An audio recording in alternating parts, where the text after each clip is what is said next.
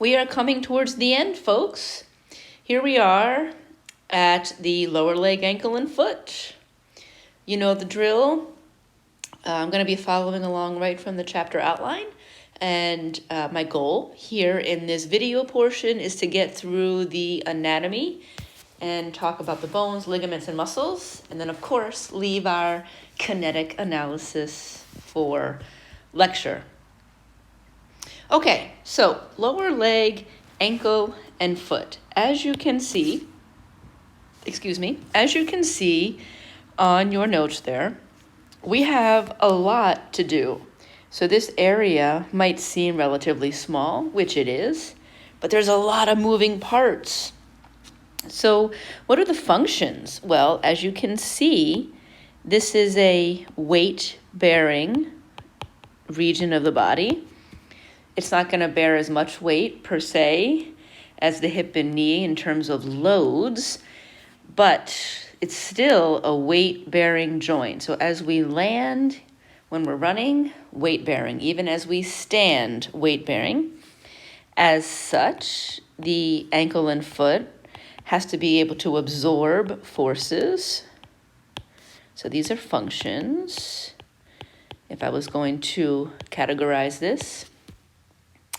But also, it has to be able to provide stability. So it can't just be a weight bearing. You know, we think about, for example, the femur. The femur is the bone right here. I mean, the femur to the hip to a certain extent, they're really just there to bear weight. We don't really ask a lot of mobility. There's some stability there, but it's mostly just weight bearing, kind of bearing the brute force. When we get to the ankle and foot, not only do we have to be able to bear weight and absorb forces and provide stability, while doing that, we have to maintain these very important characteristics. We have to allow for flexibility and mobility.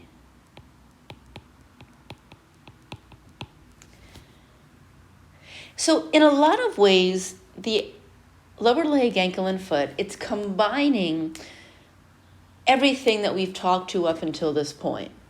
So if you think about the joints we've talked about, the shoulder, well, let's go with green. I feel like doing green this afternoon.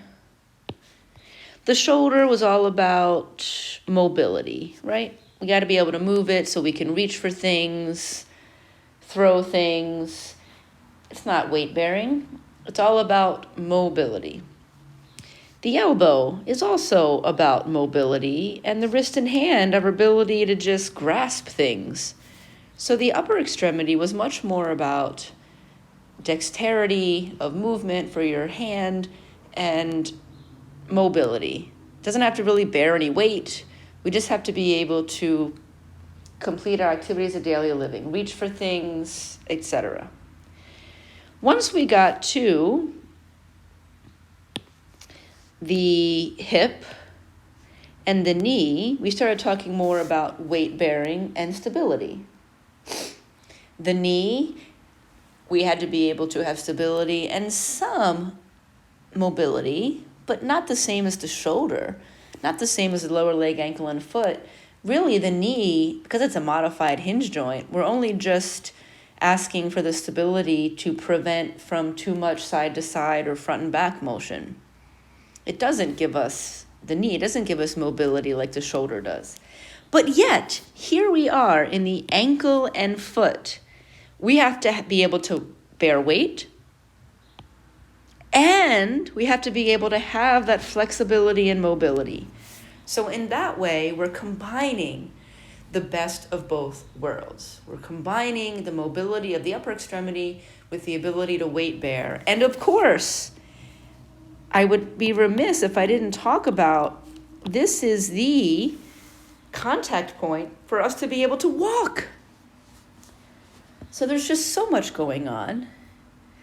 It's complex. It's an interplay of many joints. We have to be stable We have to be able to bear weight, but also have that mobility. So it's like we're combining everything we've talked about before, which is actually pretty cool. All right, so I can move more quickly through the anatomy. Make sure you review the basic bony anatomy, the tibia and fibula. More importantly, I want to make sure that we're reviewing the bones of the tarsals. We may remember the posterior bones here are the tarsals. Most specifically, we have the calcaneus. That's our heel. Make sure you know it's calcaneus. There's this really important bone sitting on top of the calcaneus called the talus. We're going to talk about it shortly. Well, let's do it right now. Why not? Excuse me, my allergies are acting up once again. The talus is often called the keystone joint or the keystone bone. It's a keystone bone, and its joint with the calcaneus is the keystone joint. This is actually the joint between these two.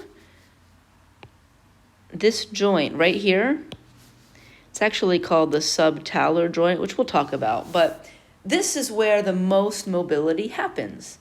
People don't think about the talus, but its connection with the calcaneus, as we'll discuss, this is where most of the motion happens. So this talus bone and how it sits on top of the calcaneus is oh so important. All right, make sure you review the metatarsals. And then, of course, we have the phalanges or toes. Within, if I go back, within the tarsals, make sure you review. So we've already established the calcaneus is the heel bone. Sitting on top of it is the talus. Make sure you review the remaining tarsal bones. On the medial side, we have the navicular and then the cuneiforms. Sometimes you'll see it medial, intermediate, and lateral, or you might see the cuneiforms as cuneiform bone 1, 2, and 3. And the cuboid is on the lateral side. Review, review, review. Make sure you review the metatarsals. The metatarsals are, of course, from here. Actually, that blends right in with the x-ray, doesn't it? Let's use the green. The metatarsals, and they're labeled 1 starting at the big toe side, moving laterally. And of course, the phalanges are the toes. Again, the first phalanx, second, third, fourth, and fifth. The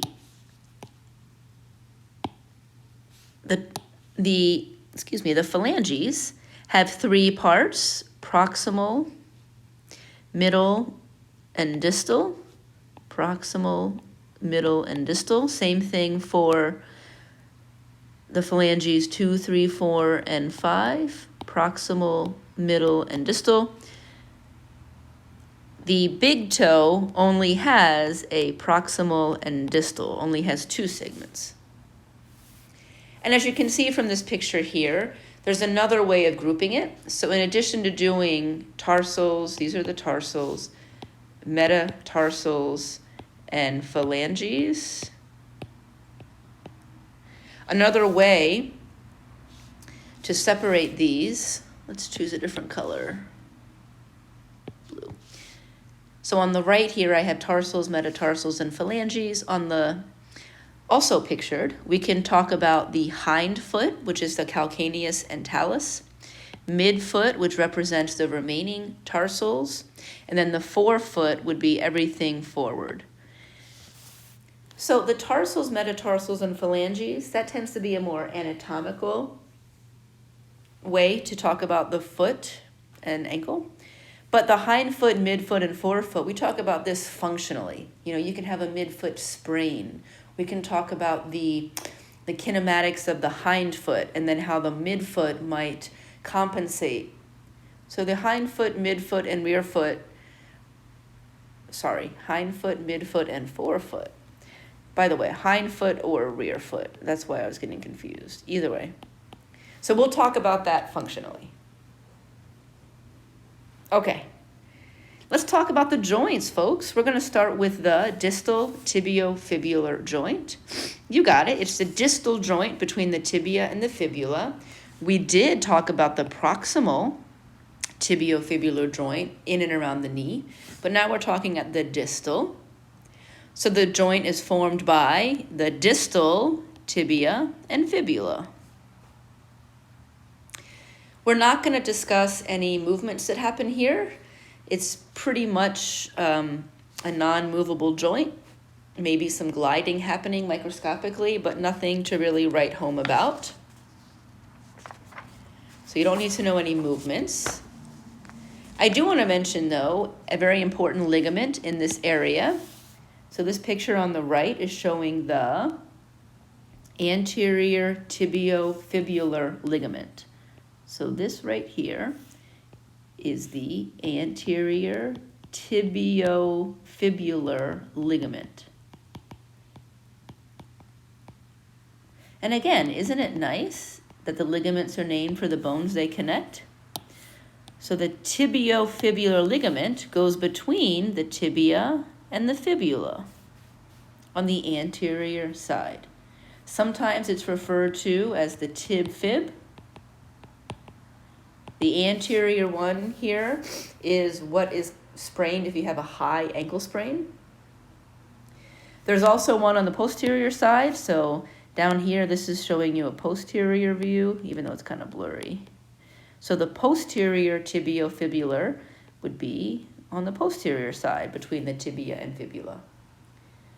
Not injured nearly as often. The anterior tibiofibular is the one that is injured between the tibia and fibula. High ankle sprain. Here's a nice look at the anatomy through an x-ray. It's beautiful. So here's the calcaneus. Sitting on top of the calcaneus is the talus. Calcaneus and talus. Of course, we have the tibia and the fibula. Very cool. So let's talk about the talocrural joint. This is the true ankle joint. Talocrural. It's a weird word to say, isn't it? The talocrural joint is formed by the talus, as the name suggests. So here's the dome of the talus. The top of the talus has this rounded, smooth, convex surface. So it's the joint between the talus and the tibia and fibula. So we have three bones converging to form your true ankle joint. True ankle joint, but we know it as the talocrural joint.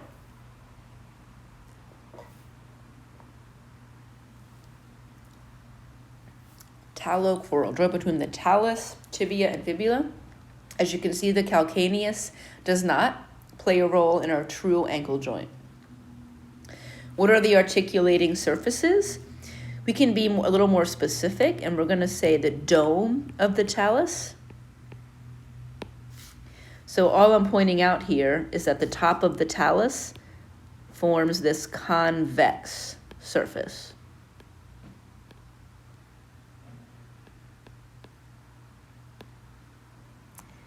And it fits very nicely into the bottom portion of the tibia and fibula.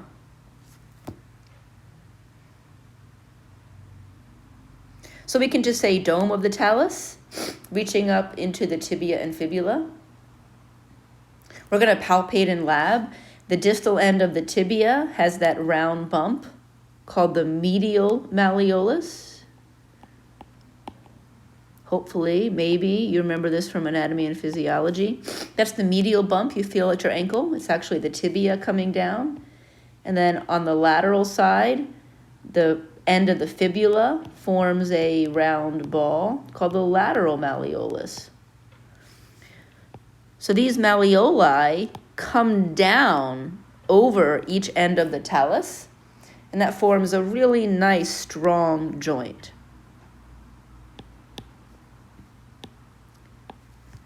Because we have articulating surfaces here, here, and here. So we like that. A lot of articulating surfaces for bony congruency and stability, but because the top of the talus is a dome, it kind of can move up and down like a hinge. So we get a pretty significant amount of mobility also. Which brings us to the next question, type of joint. The talocrural joint individually is a hinge joint. The motions allowed would be plantar flexion and dorsiflexion. So we can point our toe up, dorsiflexion, and we can point our foot down in plantar flexion, just like a hinge, up and down. Now, of course, we're going to find out that all these joints in and around the ankle work together, and we have much more motion. But if we were just to look at these bony surfaces, just at this joint, the talocrural joint, the only motion possible here individually is plantar flexion and dorsiflexion, hinge joint. But of course, this is going to work with other joints to provide much more motion. What provides most of the stability to the true ankle joint? It's half and half, much like the knee. So its stability, the true ankle joint, comes from 50% of its bony congruency and about 50% from ligaments, which is very similar to the knee. You can read there on the joint capsule is pretty thin and weak, but what I'm pointing out here is the stability of the joint is dependent upon the bony congruency and ligaments, and it's about 50-50. All right, cool. Again, I apologize, allergy season.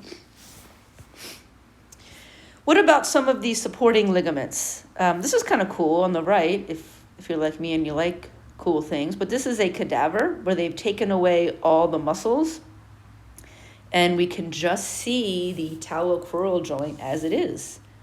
So here's the talus. You get a good look at how it comes up. If I was going to outline the talus, it would kind of come like this. And then it meets very nicely with the bottom of the tibia and fibula. Very cool. What about some ligaments? So we have quite a lot of ligaments in and around our true ankle joint, talocrural joint. We're going to talk more about them later. On the medial side, we have a ligament complex called the deltoid ligaments. It's not shown here. Here it is. On the medial side, we have a group of ligaments called the deltoid ligaments. So this, and this, collectively, medial side, are known as the deltoid ligaments. We are going to be talking a little bit later about the calcaneonavicular ligament. It's not listed here, but we're going to come back to it because this runs between the calcaneus and the navicular bone, medial side. On the lateral side, I've put these 3 red lines to try and help. We have the anterior talofibular, oftentimes called ATF. It runs between the talus and the fibula. So here is the anterior talofibular. So it's this red one right here. On the other side, we have the posterior talofibular, PTF, posterior talofibular.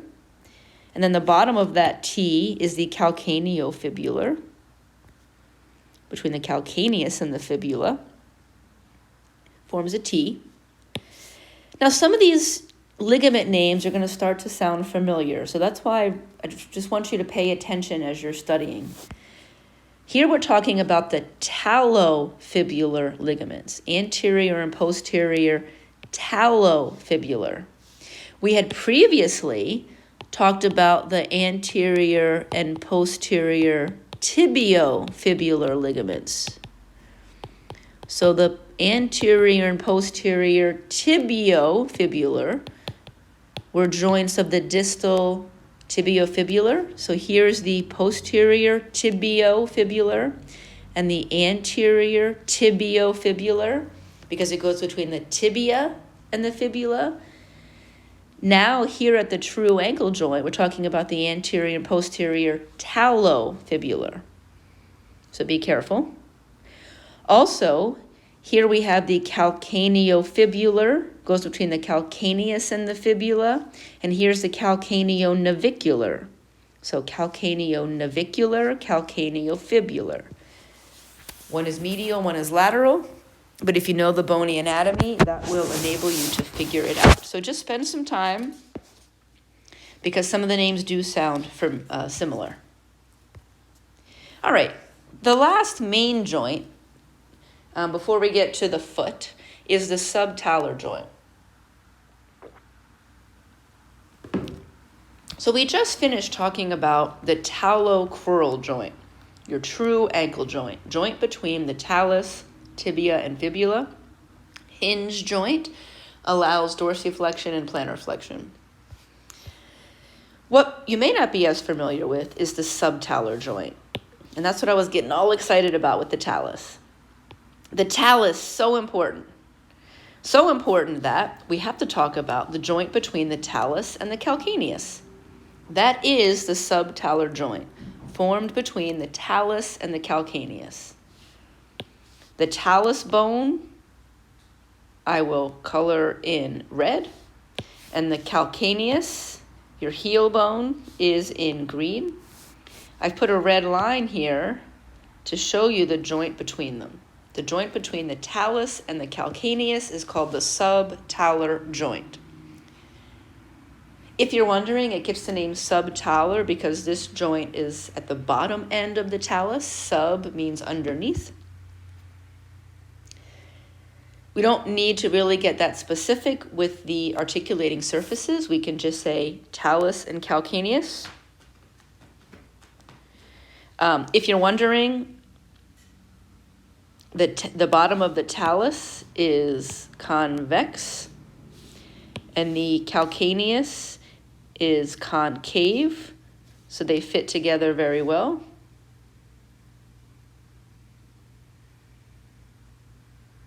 Okay. All right, so this is the keystone joint. Remember I was saying how important the talus is? Well, this joint is called the keystone joint. It is strong, it is stable. It is, technically, a gliding joint. What motions are possible here are inversion and eversion. So now we've talked about the main 4 ankle motions. The talocrural, or the true ankle joint, individually does dorsiflexion and plantar flexion. The subtalar joint is where we can kind of twist our foot in, inversion, and out, eversion.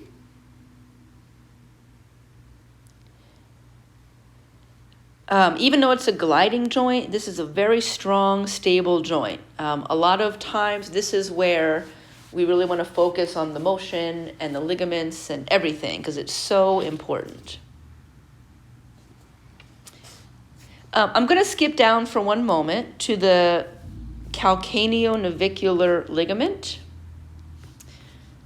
I had mentioned that before, the calcaneonavicular ligament. So here it is down below. This is actually a ligament of the subtalar joint. So let's try and clarify, and I apologize for not clarifying it as well before.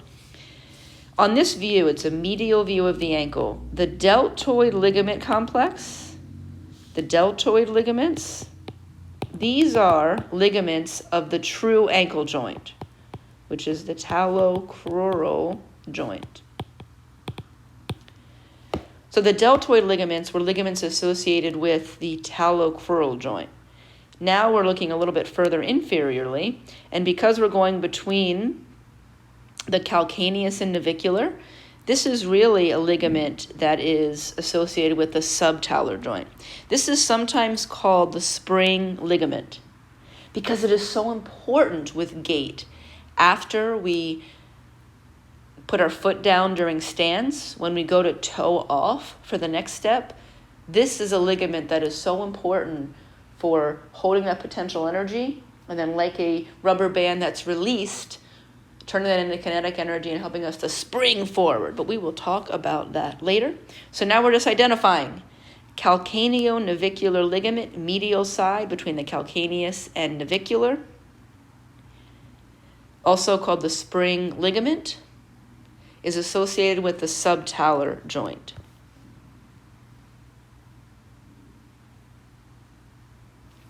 All right, so I had mentioned before that the joints in and around the ankle and foot work together. I had talked about only at the talocrural joint. So if I was going to look at the true ankle joint between the talus and the tibia and fibula, the motion individually that's possible at the talocrural joint is dorsiflexion and plantar flexion. By the way, a check mark is shorthand sometimes for flexion. Then we looked at the subtalar joint between the talus and the calcaneus. So now I'm talking about this joint. At the subtalar joint, we can do inversion and eversion individually. But when you put it all together, and you can see on your notes, letter B, these motions are not independent, inversion and eversion, nor are dorsiflexion and plantar flexion independent. Everything is combined together. And I suppose this is not the best heading for this. If we were just to look at the combined motion of the foot and ankle,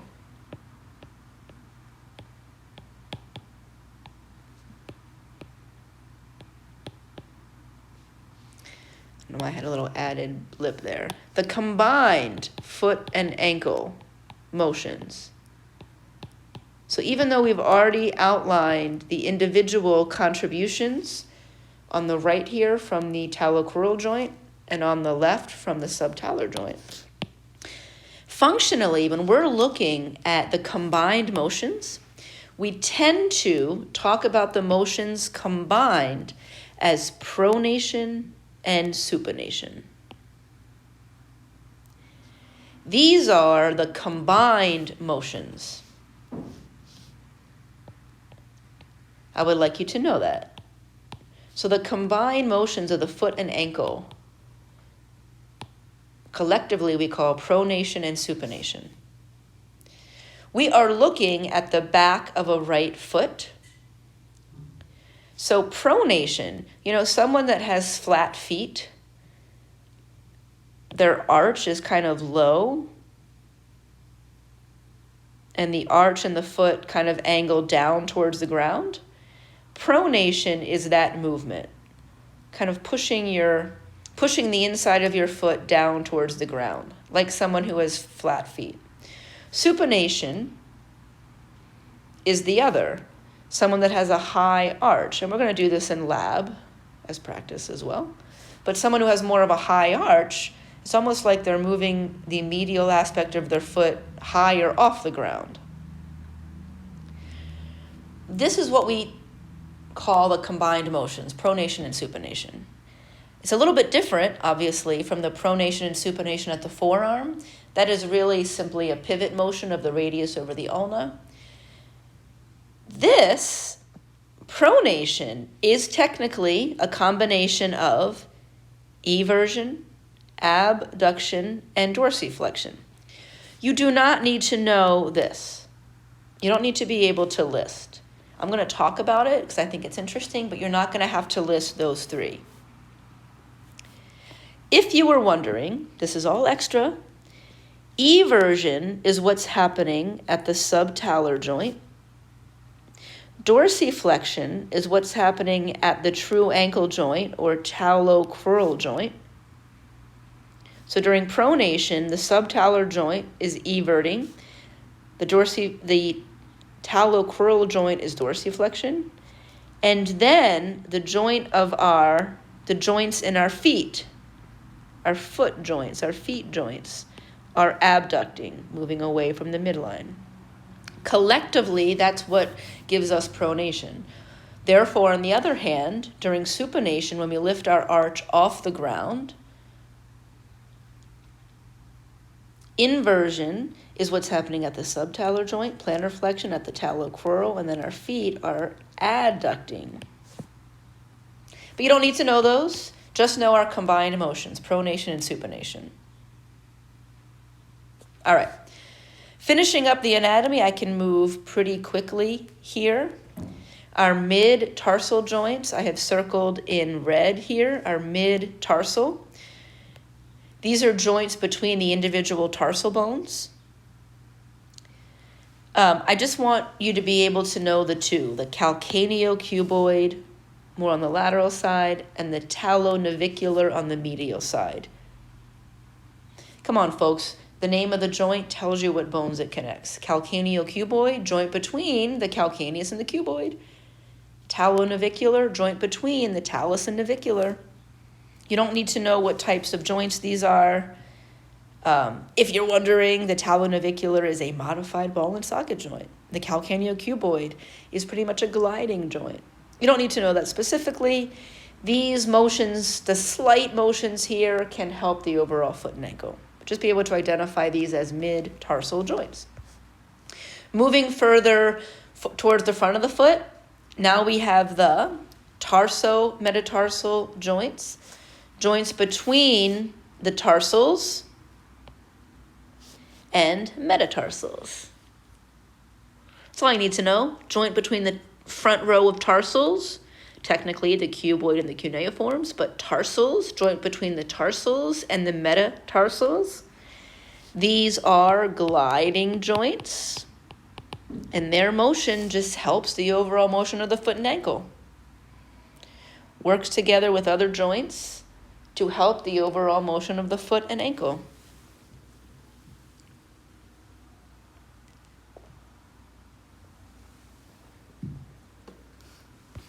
Moving further forward or anteriorly, now we have the metatarsophalangeal, otherwise known as the MTP, metatarsophalangeal, kind of the knuckle of your foot version, joint between the metatarsals and the phalanges.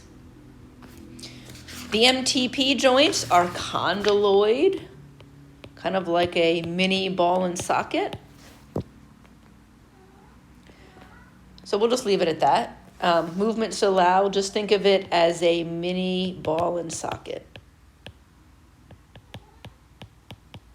If you're wondering, it can basically do flexion, extension, abduction, and adduction. But we'll just leave it at that. And then we have our interphalangeal joints, our proximal interphalangeal and our distal interphalangeal. Remember, the first digit only has one interphalangeal joint. Interphalangeal joint is usually what it's called. So the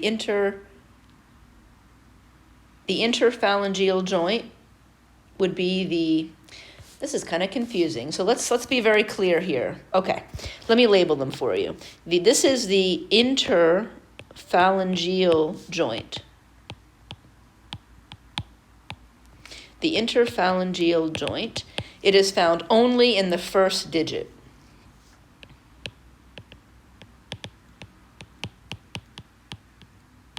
So that one joint in your phalanges on your toe, big toe, is interphalangeal. But for 2 through 5, we have a proximal interphalangeal and a distal interphalangeal joint. So the interphalangeal joint is only in the first digit. For digits 2 through 5,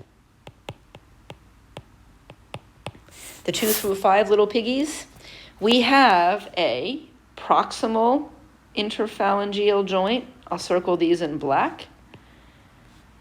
The black ones are the proximal interphalangeal joint. And then we have the distal interphalangeal joints. distal interphalangeal joints.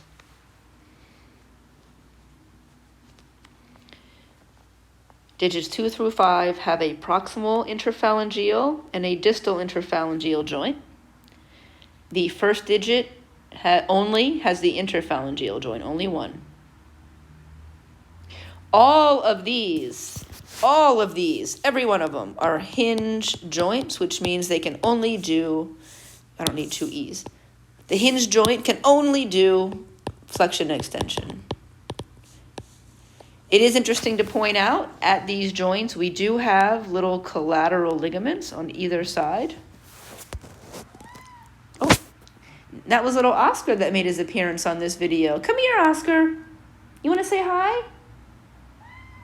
Did you hear that? Come here, Oscar. He's a backyard kitty. Okay. It's almost dinner time. That's why they're circling, just like humans. Okay. All right, cool. You don't need to know the range of motion. I like to give it to you just because it's for reference, but you don't need to know it. Let's talk about those ligaments. I've already introduced them, but let's talk about them once again. So we can see under Roman numeral 4, supporting structures. We have the anterior tibiofibular ligament. That's the high ankle sprain ligament. And I want to remind you what joint this is a part of. This is a ligament that gives support to the distal tibiofibular joint.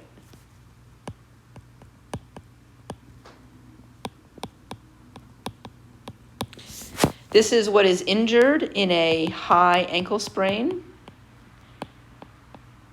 You don't want to injure this one. Well, really, any of these you don't want to injure, but this one takes longer to heal than the lower ankle ligaments. We'll talk about the injuries later. This is showing you that ligament. Usually it's a twisting motion when you are dorsiflexed. So if you have your foot forced into dorsiflexion and typically eversion, that's when you tend to really stress and tear this ligament. As an aside, I'm not going to ask you this. As an aside, both the distal tibiofibular and talocrural joint, they form sometimes what's called a syndesmosis. You might also hear the word mortise. You don't need to know this. Let's go with blue. I'm running out of colors here.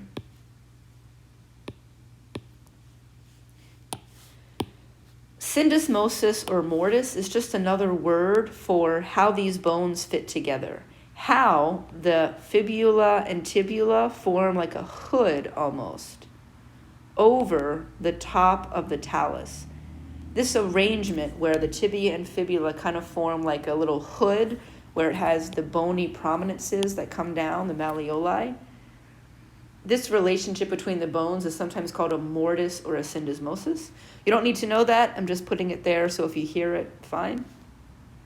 All right, so what do you need to know? I'm just reviewing. We have the anterior tibiofibular ligament right here. This is a joint between the tibia and fibula on the anterior side, sometimes referred to as the tib fib. This is what's injured in a high ankle sprain. Then we move down, and let's talk about the talocrural ligaments. On the medial side, we have this ligament complex called the deltoid ligaments. So on the medial, the inside of your ankle, we have a group of ligaments called the deltoid ligaments. These are considered part of the talocrural joint, or the true ankle joint. These are very strong and they're rarely injured. One reason they're rarely injured is just because it's a much less likely mechanism of force to injure it. It's much more common to kind of roll your ankle in and stretch the outside ligaments. But these are strong. It's technically made up of 4. If I add this one over here, I'm not going to ask you that number, but it's a set of ligaments. Medial side, part of the talocrural joint, strong, rarely injured. On this view, on the medial side, we also have the calcaneonavicular ligament. Let me write it out because it is really small. Calcaneonavicular ligament. This is also called the spring ligament. It's right here. This is part of the subtalar joint. The deltoid ligaments were part of the true ankle or talocrural joint. But the calcaneonavicular ligament, a little bit further down between the calcaneus and the navicular on the medial side, is the spring ligament. There's this bony process on the calcaneus called the sustentaculum tali. We're going to palpate it in lab. You don't need to know it, but that's where this ligament originates. And it goes to the navicular bone. You can see on your notes there, it is called the spring ligament. This ligament's a little bit different in that it has some added elastic fibers. Ligaments tend to be only dense regular connective tissue with thick collagen. It's great. But this one, not only does it have the regular ligament structure, it has some added elastic fibers. Added elastic. And that's a good thing because this is going to help us when we spring forward during walking. So it gives us, so its functions would be elasticity, and shock absorption. So as we're going to talk about later, you can write this down now if you want. We're going to talk about it again later. The shock absorption part is really important during a particular part or phase of gait. It's more important when we're landing. So when your foot lands on the ground and mid-stance. So if you imagine taking a step when your heel lands on the ground and then there's a portion of gait where your entire foot is making contact with the ground mid-stance, the calcaneonavicular ligament is functioning for shock absorption. However, once we push off, then we're going to be relying on this ligament for some elasticity. Oscar came over again. I know. I don't know if cats have a little calcaneonavicular ligament for spring. You're awfully springy. If only they could see you. He's a little gray striped guy. I think his mom, well, we know his mom is a neighborhood cat. His mom is one of the Bengal cats. Have those spots. Really, really cute. Okay. Good. Then we have the lateral ligaments. So these three, anterior talofibular, posterior talofibular, and calcaneofibular, these are all part of the talocrural joint. Say that 10 times fast. Talocrural joint or true ankle joint. The ATF, PTF, and calcaneofibular, these are on the lateral side. These are much more commonly injured. So as a whole, our lateral ligaments are more commonly injured because of just a more common mechanism. Other things that are on your notes there that I do want to point out for you to review. The anterior talofibular, this is the most prone to injury. Most people who have an ankle sprain, this is the one that's definitely going to be involved. It's always going to be multiple ligaments. It's almost impossible to separate which ones have been damaged and which ones haven't. But the ATF is always going to be, usually almost always, damaged. And this is the weakest of all these. It's the weakest of these three. So of the PTF, ATF, and calcaneofibular, the ATF is the weakest and it is the most prone to injury. The posterior talofibular is the strongest of these three. Not as strong as the medial ligament complex on the medial side, but of these three, the PTF is the strongest. Those are the important things that I want to point out. And to remind you that these three ligaments are considered part of the talocrural, the talocrural joint. So we can see here it's a much more common mechanism to kind of roll your foot into inversion, and that's going to pretty easily damage the anterior talofibular. And then we can also see the calcaneofibular getting damaged here. Up top is the anterior tibiofibular, part of the distal tibiofibular joint, a high ankle sprain. In order to get that, you're going to have some kind of motion with the foot dorsiflexed usually, where the foot is forcefully dorsiflexed. All right, let's talk about some arches. We will talk about these much more when we get to the phases of gait.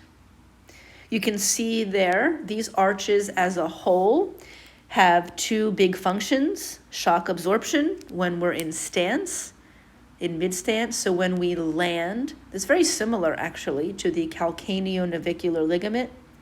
That shock absorption, I'll write it down here just to be clear. The shock absorption function is much more important, is being utilized when we are landing in the landing phase of gait called heel strike. And then when our entire body weight is on our foot as it's contacting the ground during mid-stance. And then we rely on spring and elasticity when we're doing the toe off, when you're pushing off to propel yourself to the next step. And by the way, these are very similar to the functions of the spring ligament, calcaneonavicular ligament. They're structured differently. One's a ligament, the others are arches, but they share very similar functions. A couple general comments that you don't need to know, but it may be of interest to you. Our medial ligaments are more flexible and provide more spring. Our lateral arches are not as flexible, but give us more support. Again, you don't have to know this, but it's just of interest, perhaps. And the height of the arch is not necessarily indicative of how strong it is. You know, we can look at someone and talk about, do they have flat feet, pes cavus, or high arches, flat feet, pes planus, or high arches, pes cavus. We could talk all about that, and we will. And there may be trends. You know, those who have flat feet tend to have loose arches. Those who have high arches, pes cavus, seem to have very tight, maybe not as flexible arch. So there's trends. But as a rule, we cannot just say that the height of the arch indicates automatically that they're strong or weak. Technically, arches are made up of thick connective tissue. Let's look at the arches. We have a medial longitudinal arch and a lateral longitudinal arches. So the longitudinal arches run the length of the bottom of your foot, pretty much from your calcaneus down to the head of the metatarsal. I had to think to make sure I got that right. So in the longitudinal arches, we have a medial longitudinal arch, more on the medial side, and a lateral longitudinal arch, more on the lateral side. These give some spring and elasticity, but also a lot of support. And then we have a transverse arch, which runs across the foot medial to lateral. It tends to be more towards the head of the metatarsal, so if we were going to draw it, it might be more down here. This is a little bit thinner. It's less about support and more about flexibility. So all three of them contribute to flexibility and support, but if I was going to give you more of one than the other, the longitudinal arches are a little bit stronger for support, less elastic and flexible. The transverse arch is less support overall, but more flexibility, more about flexibility. All right? And superficial to the arches. So between the arches and the skin is the plantar fascia. The plantar fascia is, let's use blue, this thick band of connective tissue. Superficial. So if we were going to do it by layer, you would have the bones. We would have the arches. And the most superficial is the plantar fascia. I don't need to do it that way. If I was going to be more specific, the plantar fascia is right here. So it's most superficial. Thick connective tissue, adds strength, adds support. Not as much about flexibility, more about strength and shock absorption. Not as much about flexibility and propulsion, more about strength and shock absorption. Remember, when we walk, the foot is withstanding so much load and pressure, our whole body weight. We ask so much of it. So we need a very thick band of connective tissue for strength and support. Maybe you've heard of plantar fasciitis when this gets tight. Very painful, not fun. All right, for the most part, I'm going to let you review the muscles on your own. We are going to ask you to know some of the lower leg musculature. On the anterior side, we have our extensors. They're called extensors, extensor digitorum longus and extensor hallucis longus. They're called extensors because they extend the toes, bring the toes up, extend the toes. The muscle bellies are in the lower leg, but their tendons come all the way down to the feet. Here are the tendons, so they can extend. Hallucis means extends the big toe. Extensor digitorum longus extends digits 2 through 5. The tibialis anterior is the muscle right alongside, right lateral to the tibia. And the tibialis anterior does dorsiflexion and inversion. Dorsiflexion and inversion. We have a group of muscles on the lateral side called the peroneals, peroneus longus, peroneus brevis, and the smallest is the peroneus tertius. These are mostly responsible for eversion. They can assist with plantar flexion or dorsiflexion, but these are our main everters. And of course, the posterior musculature, you are hopefully well aware of the gastrocnemius and the soleus, both of which do ankle plantar flexion. The gastrocnemius also crosses up to the femur, so it can assist with knee flexion. People love the gastrocnemius because it's superficial. Remember, the soleus underneath is actually a bigger, broader muscle, but the soleus can only do ankle plantar flexion. Make sure you know the three muscles that make up the Achilles tendon. The Achilles tendon, or here it's called calcaneal tendon, is made up of the gastrocnemius, soleus, and a smaller muscle called the plantaris. The plantaris is different from the popliteus. I know they sound similar. The popliteus was the muscle we talked about with the knee that internally rotated to unlock the screw-hole mechanism. That was popliteus. Here we're talking about the plantaris. And the way that I remember that is I think about planting my foot on the ground. The plantaris is a small muscle belly with a really long tendon that joins the Achilles tendon. So the three muscles that make up the Achilles tendon, gastrocnemius, soleus, and plantaris. Our deep posterior musculature include our flexors, which means that they flex our toes. So we have the flexor digitorum longus, flexes digits 2 through 5. Flexor hallucis longus, flexes big toe. And then the tibialis posterior.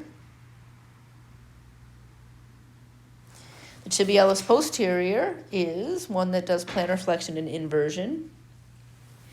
Three of these muscles in particular, posterior tibialis, flexor digitorum longus usually, and flexor hallucis longus. If I add longus here. These are sometimes called the Tom, Dick, and Harry muscles. Don't laugh, seriously. T for posterior tibialis, D for flexor digitorum, H for flexor hallucis. So we're talking about the deep posterior leg. What's significant about these, even though the muscle bellies are located in the deep posterior aspect, the tendons come down and cross right behind the medial malleolus. So their tendons pass behind medial malleolus. Oh, I'm ahead of myself. Got to put medial first. Their tendons pass behind the medial malleolus. So we'll be able to palpate some of these in lab. They pass behind the medial malleolus before going underneath the foot to attach at the bottom of the toes. All right, and lastly, we're almost done here. There are a bunch of intrinsic muscles. Some of them have really fun names. For example, the abductor digiti minimi is really cool. But you don't need to know these. You don't need to know the intrinsic muscles. I'm just pointing out that they're there. We're going to end there, folks. And when we meet in person, we'll begin our discussion of the kinetic loads and gait. All right, see you next time.